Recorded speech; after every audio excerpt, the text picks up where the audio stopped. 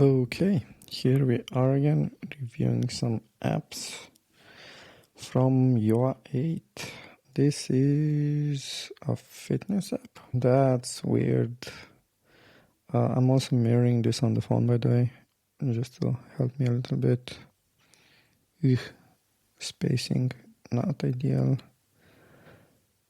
This background is a bit too busy, especially on the phone. It looks weird, and also like the colors are, I don't know, a bit off. Maybe you're just better doing something like this. Yeah, I'm not gonna try to fix it, but just looking at the phone side by side, this also sucks, but this ain't great, especially on the phone, because this just float randomly. That's an interesting choice. What's with the contrast?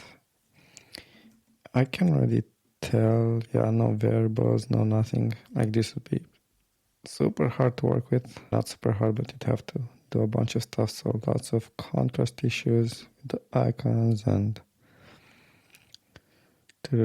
some good ideas, but off the bat, there's just so much work that needs to be done. I don't know if it's worth investing. But there are some interesting ideas, maybe UX-wise. The UI, like, it's just all over the place. So many colors and I would not buy this.